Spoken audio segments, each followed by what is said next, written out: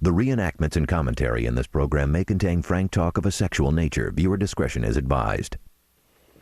Can the king of pop beat it, or will jurors decide that Michael Jackson is just bad? Really, really bad. 13 weeks of testimony, folks, 140 witnesses, and it could all come down to this. Closing arguments, the final showdown. Hello, I'm James Curtis. Welcome to E's coverage of the Michael Jackson trial. Jackson blew a kiss to fans before entering the Santa Maria courthouse on what could be one of his last days as a free man. Prosecutors argue the superstar is a predator. Team Jackson, on the other hand, maintains he's actually the prey. As closing arguments got underway, the state went first as provided by law. District Attorney Tom Sneddon, however, stepped aside and left it all up to prosecutor Ron Zonen to make the case. Here's how the jurors heard it according to the courtroom transcripts. Now, I'd like to read something to you, and this is something that you heard in the course of this trial. I'm not going to tell you right now when you heard it or who spoke it, but you might recognize it. And at the conclusion, I will tell you where it came from. I want to take it a step further, and I want to let all of you know that I think an opening statement is a contract. You make promises in an opening statement. You better fulfill them. Because at the end of the trial, the jury's going to know whether you did or you didn't. And I say to you right now, I'm going to make some promises in this case. I am going to fulfill them, and I want you to judge me accordingly at the end. Do you remember who spoke those words? That was Thomas Mesereau at the very beginning of his opening statement. He was making a contract with you, a contract that what he was representing in the course of his opening statement, he was going to prove. And he was inviting you to judge him on whether or not he did so. Let's begin that judgment. That obviously ties into that idea of the defense having the burden. I'm sorry, that's wrong. But next, did the defense deliver, nonetheless, the goods? Mr. Mesereau either knew or should have known that what he said was simply not true. Janet approached Mike Tyson, Adam Sandler, and Jim Carrey for money. Did you see any of those three come in here? I didn't. And I know what they all look like, and I think probably most of you know what most of the three of them look like. And I suspect you would have recognized them as well. There was some testimony that one of them, I believe Jim Carrey, or Adam Sandler, I think it was, gave a gift to Gavin. There's absolutely no evidence that Janet ever met any of the three of them. There's no evidence she ever asked any of the three of them for anything. There's no evidence she ever received anything from the three of them. Janet tried to shake down Jay Leno. Jay Leno testified it couldn't be further from the truth. All right, a good start for the prosecutor, but we got to back up before we get into nuts and bolts. No Tom Sneddon. Mistake, in my opinion. I think it's almost like a concession. I think the jury has to wonder why Tom Sneddon didn't get involved in this argument. He's the DA of that county. He's the lead prosecutor. And if I was a juror, I would have some question about that. I would not have any question about that, because although Tom Sneddon is the DA in the county, Ron Zonen has had the bulk of the difficult witnesses. Ron Zonen has been the person out front in front of this jury. I think it was a natural choice for Mr. Zonen to do the closing. Still, I think the jurors have to wonder what this means. Does it signal something that Mr. Sneddon is not doing the closing But let's argument? not forget, prosecutors under California law get two opportunities to argue: an opening argument, a closing argument. It's a sandwich, defense in the middle. Maybe we'll see him at the end. No, it's Zonen all the way. Let's get into the substance, and we'll see if that bears true. With respect to the opening statement, reading, a technique that I'm sure we've all used, getting the opposition's opening statement and making them live with it. And that's the difficulty and the problem, really, some would say, with the defense making an opening at all. Because what it does is it causes the jurors to think that you as the defense have the burden of proof, which of course you do not. And it allows Mr. Zonen to do exactly what he did, go in, zero in on the things that Mr. Mesereau said he would do and didn't do. Look, Mesereau's not on trial here, or he'd probably be convicted because he didn't prove what he said he was going to prove. Yes, he did. And Ricky raised that very early on. That's a tactic you got to be very careful of. All right, as we continue, prosecutor Ron Zonen continues with his closing argument. How will he deal with the defense's favorite target? You know it well, the accuser's mother. Did she make a false representation on an application with the Department of Social Services for Welfare? Yes, she did. Yes, she did. She got a check for $32,000. A check for $32,000. From the disposition of that settlement, that check was received and cashed on November 5th, 01. The settlement was resolved on the 18th of October, 01. 15 days later, she went on welfare, and she did not disclose that she had $32,000 from that. This is a woman who was on her own with 3 children. That was a mistake. It was fraud. She shouldn't have done it. And she stood before you at age 37 by the time that she was here as a witness in this case, and that is the only thing in her lifetime that she has done that she clearly should not have done. That was a bad mistake on her part, and she may yet have to deal with the consequences before all this is over. As I recall it, she stood before them and took the fifth, but that's another issue. Next, what made Janet become desperate to get her family out of Neverland? From the moment that Janet understood that Michael Jackson posed a threat to her child, and this was not molestation, that wasn't what she was thinking. It was alcohol being furnished to a child who was sick and still undergoing medical attention. From the moment she learned that, 36 hours later, her children were out of Neverland and never went back. 36 hours. So much for, at least according to this version of the facts, the how many times did you escape theory offered by the defense, no? Well, yes and no. I think that this is Zonen's high point. I think it's a point that most people have really not thought about.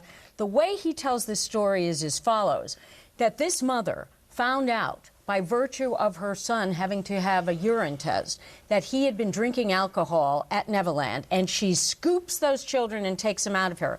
If that gets rid of the conspiracy to falsely imprison, so be it.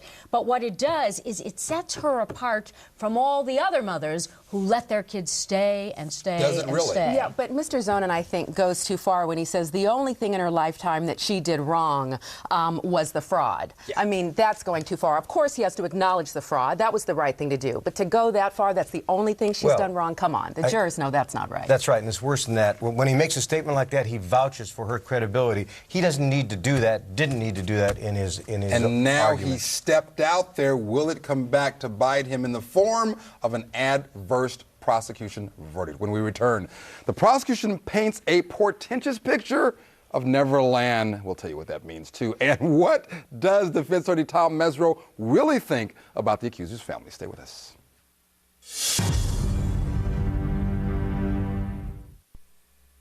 The reenactments and commentary in this program may contain frank talk of a sexual nature. Viewer discretion is advised.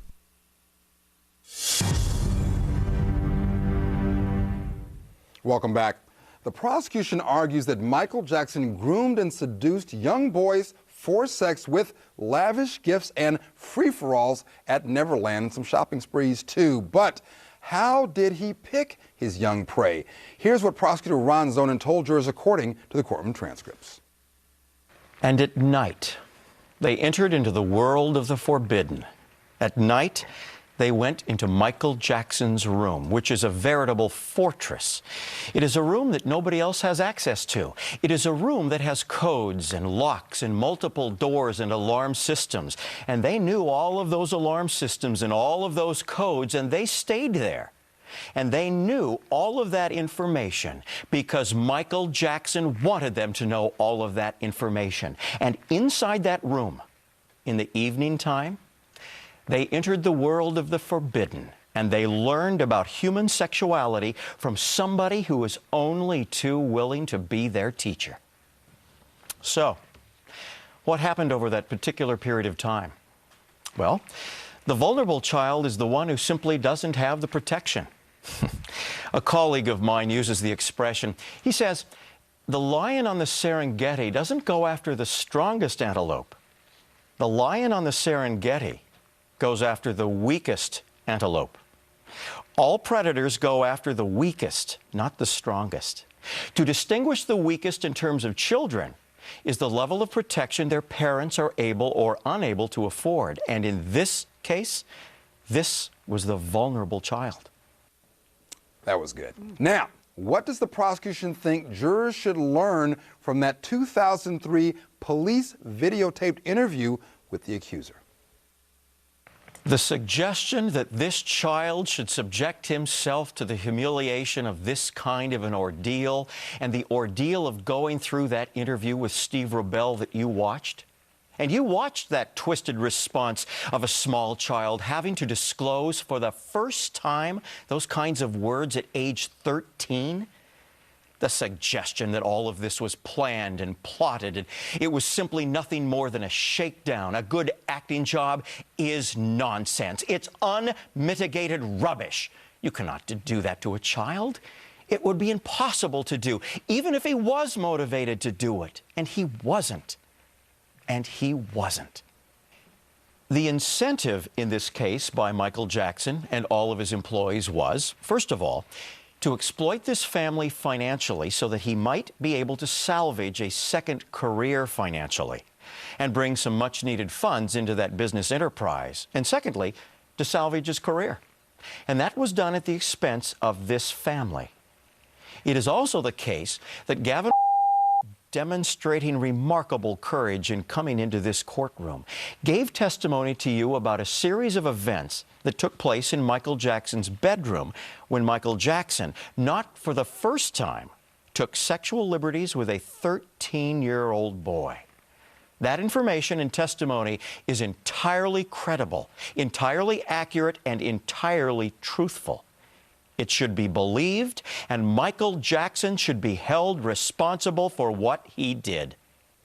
Howard Weitzman doing a pretty good job, isn't he? I think it was a real good job. He finally got to where he should have been, and he pushed the emotional buttons with this jury, and that's what you have to do to win in a case like this. And by the way, this argument, in my opinion, was very, very persuasive. And one of the things that we didn't see is that he put up the photos of the boys, the 1108 boys and this boy, and they bear a striking resemblance to one another, and that seemed to be very powerful as well. One of the things that he does so well in what we have just watched is that he goes not only toward the heart and the gut, but he also goes to the head, because he's not only dealing with the emotion of carrying through what he wants that jury to get to, but it's words of like entered the world of the forbidden, and they learned about human sexuality from somebody who is only too willing to be their teacher. The whole image also goes, well, it's powerful, and it goes to the jurors' common sense. Absolutely. But what about the so-called 1108's prior bad act kids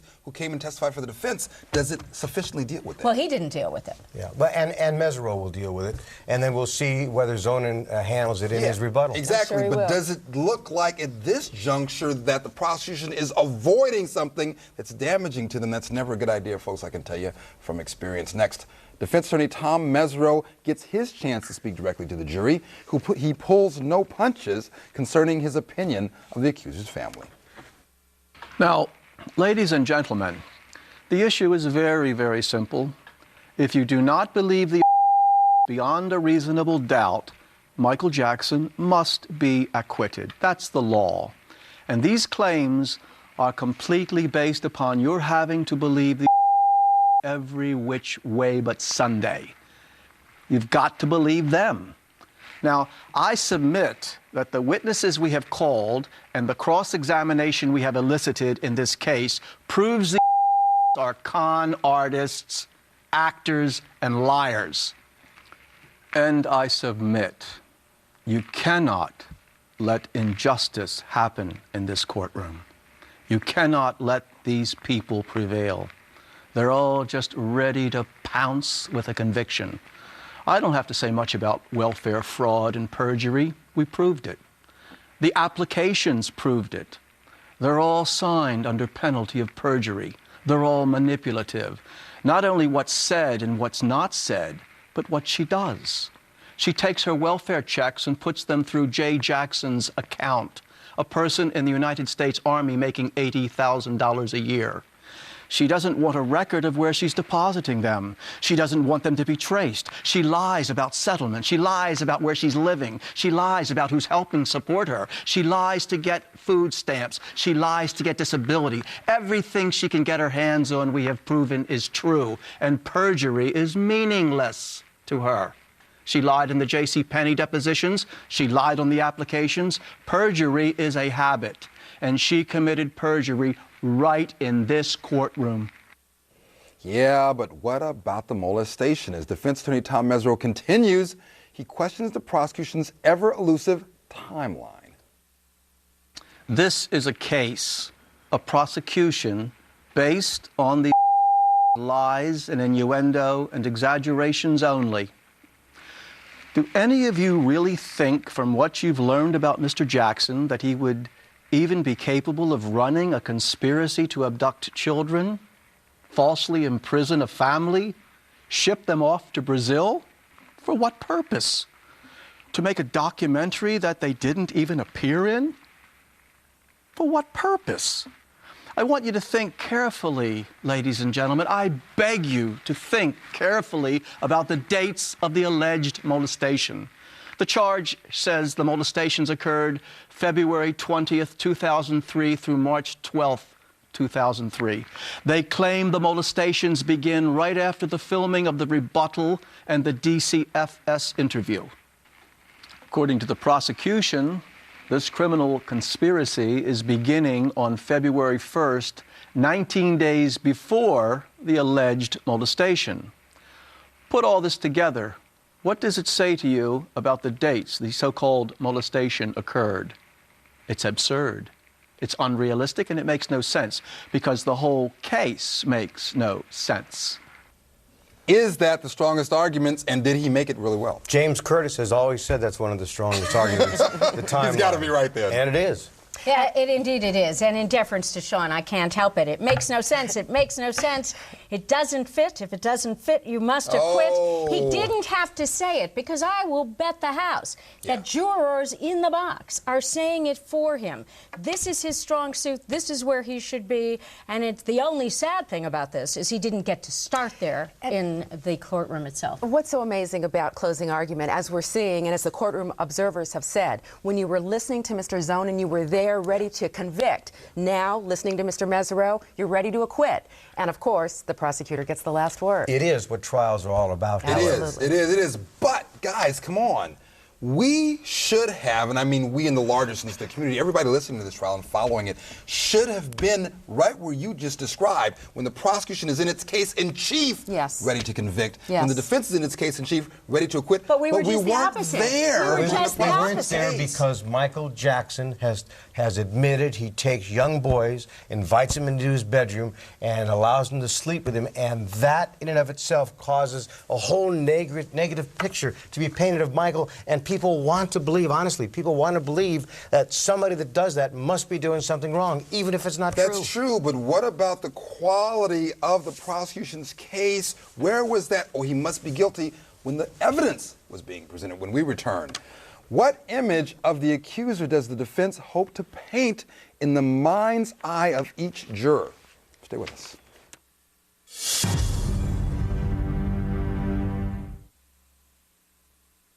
The reenactments and commentary in this program may contain frank talk of a sexual nature. Viewer discretion is advised.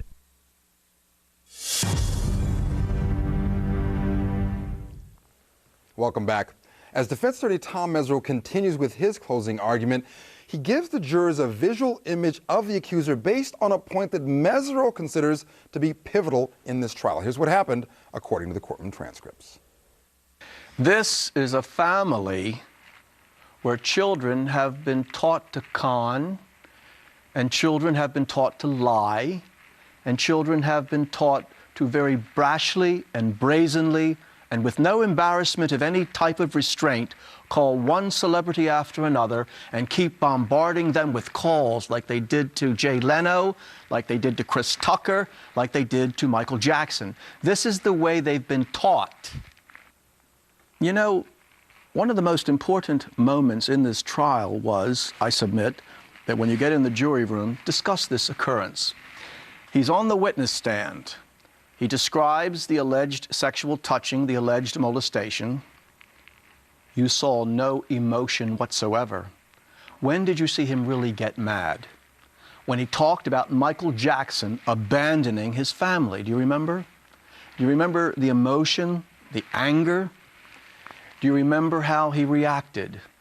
You can't look at a transcript and see it. You have to see it in person. He was angry because he felt that Michael Jackson had abandoned his family. They were not part of his world, and he wanted to be part of his world. That was clear.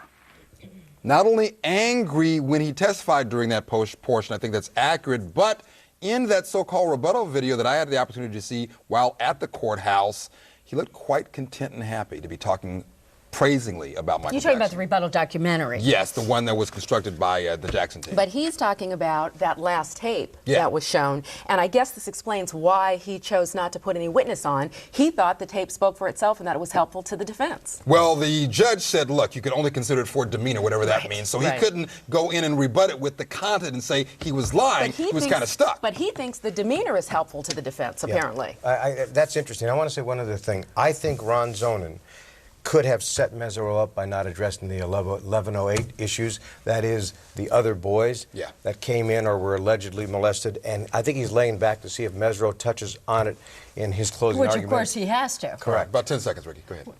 I just think that really what happens here is we see Mr. Mesereau looking at, quote-unquote, the actor in the accuser and pointing to the different ways that the jury has seen him. And the jury has got to think about that hard. And is the mom the choreographer and script writer? What a dramatic week as the trial comes to a close, folks. Be sure to watch our exclusive coverage of the Michael Jackson trial, the weekend wrap-up show, Saturday, 10 a.m. and 4 p.m. And you can watch me every day on E! News with the latest from the jury. And when the verdict comes in, we're going to all get back together. We'll bring it to you live right here on E! Last chance.